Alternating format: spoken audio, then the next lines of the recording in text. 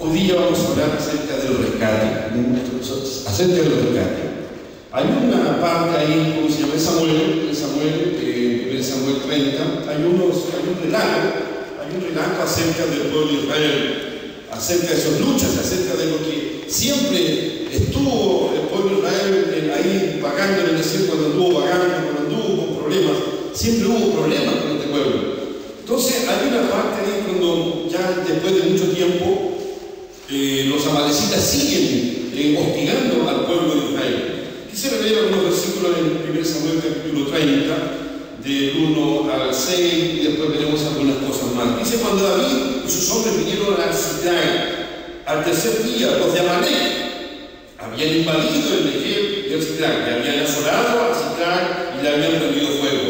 Y se habían llevado cautivas a las mujeres y a todos los que estaban allí, desde el menor hasta el mayor, pero a nadie habían dado muerte, sino se los habían llevado al seguir su camino.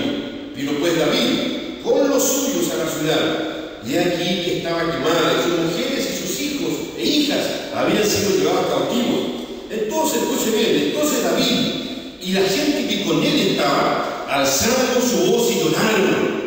Alzaron su voz y lloraron hasta que le faltaron las fuerzas para llorar. Las dos mujeres de David, Abraham y Abigail, la que fue mujer de Nabal, el de Carmel, también era cautiva. Y David, dice, se angustió mucho, porque el pueblo hablaba de apedrearlo, pues todo el pueblo estaba en la amargura, de alma, cada uno por sus hijos y por sus hijas. Mas David, escuche bien, más David se fortaleció en Jehová, su Dios. ¿Qué le parece? ¿Qué le parece? Después de que David salió, ¿no es cierto?, del sector donde estaban el campamento, después de eso volvió a ver a su gente. ¿Y qué encontró allí? Pura desolación, no había nada.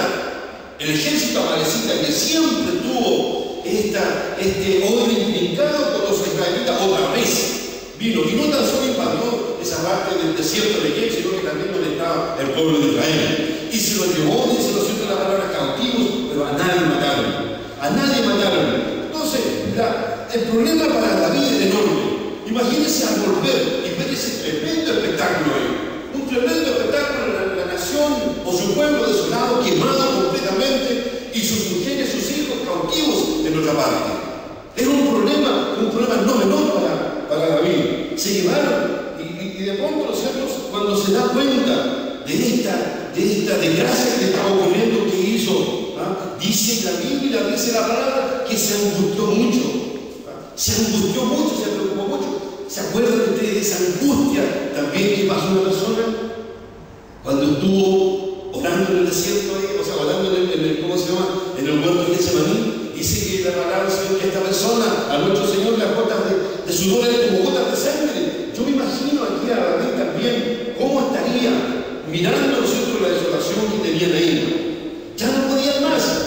Era impresionante cómo David estaba ahí amargado, su pueblo amargado, todos amargados. Y de pronto, ¿no es cierto?, claro, bueno, el pueblo, ¿no es cierto?, vuelve la mirada hacia alguien, y buscan un culpable, como siempre, ¿no es cierto?, sucede. En una desgracia siempre buscamos un culpable. Cuando nos sucede alguna cosa, siempre hay alguien que tiene la culpa.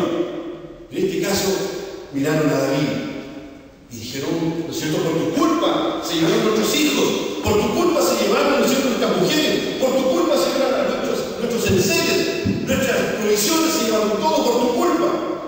Pero Jehová, ¿no es cierto?, había fortalecido el corazón de David, hasta que de pronto también la gente, su propio pueblo, pensó, imagínense, en apedrear a cómo se llama David, por lo que estaba sucediendo, por lo que había sucedido.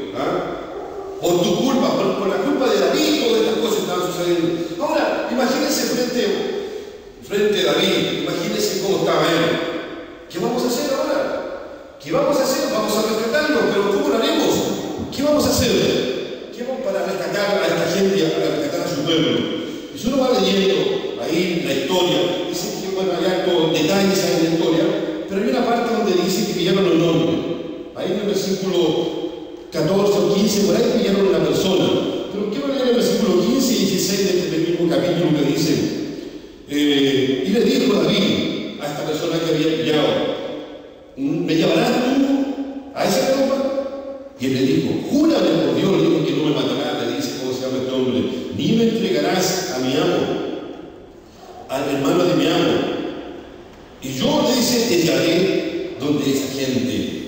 Este hombre lo había sorprendido a la tropa y ahora lo estaban interrogando.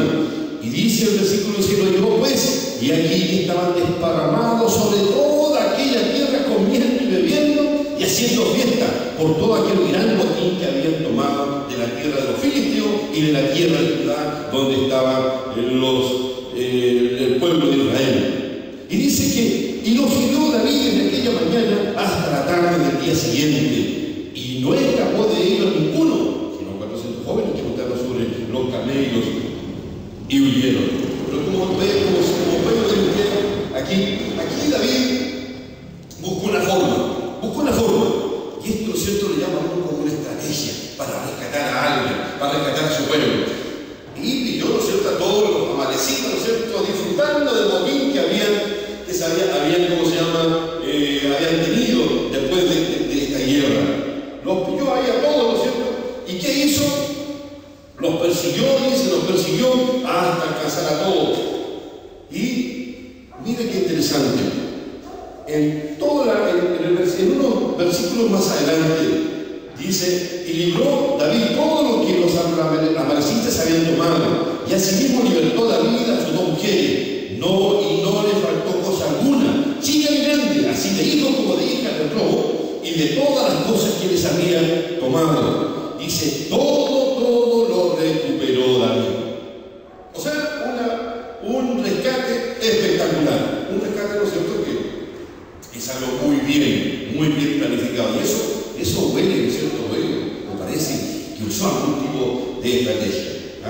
Es un tipo de rescate que nosotros tenemos ahí relatados en la Biblia. Pero hay otros también que son contemporáneos. El 26 de junio de 1976, en el vuelo 139 de la Air France, con una cantidad de más o menos 244 pasajeros, malos tripulantes, un avión se desplazaba con 244 personas, y la mayoría de ellos eran judíos. Y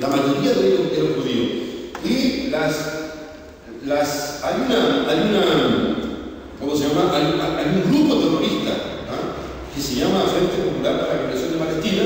Dice que se apoderó del avión y lo desviaron hacia Libia, solamente una serie de horas para reabastecer cosas con combustible, y después de eso lo tomaron y lo llevaron hasta el aeropuerto internacional de Uganda, un país africano,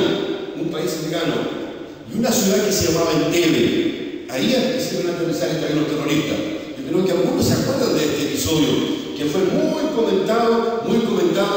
¿Por qué? Porque ahí Israel usó una tremenda estrategia, hermano mío. Israel, los mismos israelitas, la misma sangre de lo que estamos hablando acá, usaron una muy buena estrategia. Ahora, este país estaba dirigido por un presidente que se llamaba Idi Amin. Este hombre era muy malo, hermano. Muy malo, búsquelo por ahí en alguna parte. Oye, esto fue muy malo. Ahí hizo un montón de horrorosas en su pueblo, un montón de cosas malas.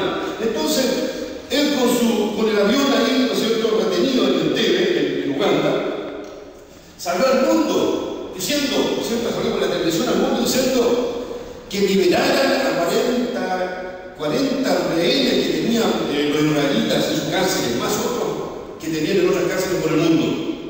Y si no hacían eso, este hombre dice que iba a matar ya uno por uno a los judíos. Los iba a matar.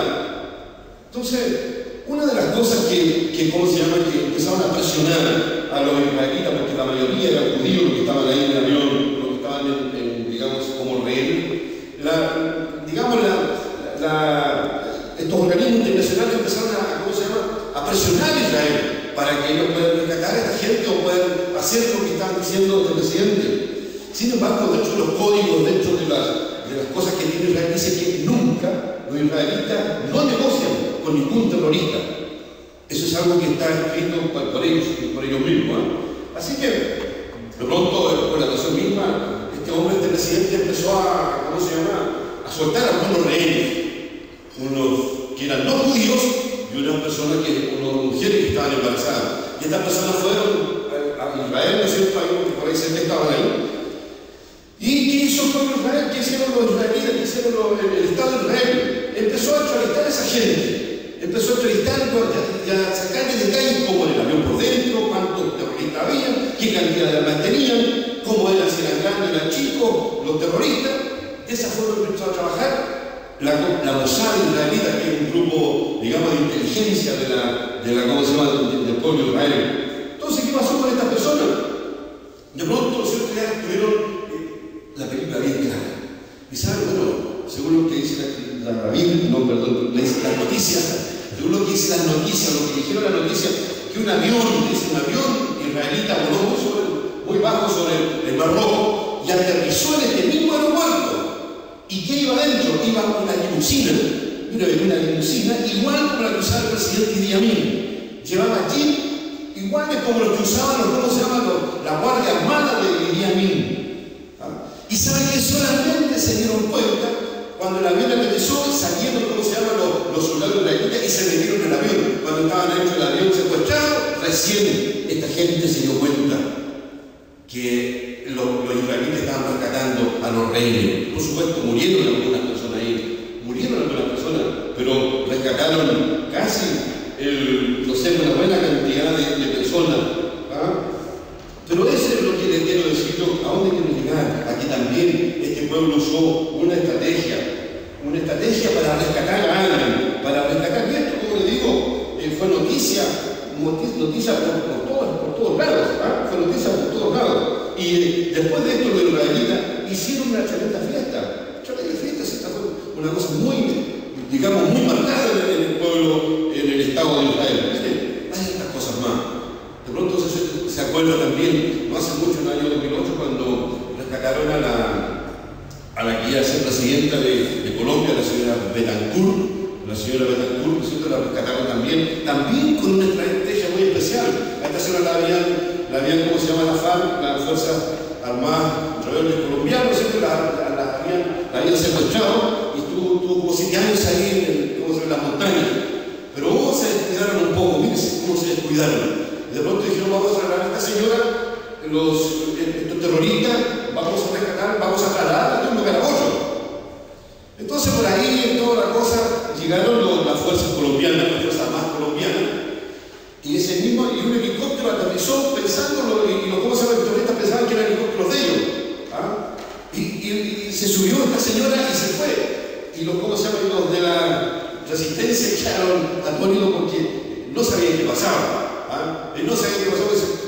Entonces rescataron una vez, hicieron un rescate muy especial. Y saben una cosa, hay un detalle de ese rescate, que detrás de toda esa, esa forma de hacerlo, detrás de esa forma de organizar, estaba también, ¿saben quién? Un israelita detrás de todo eso.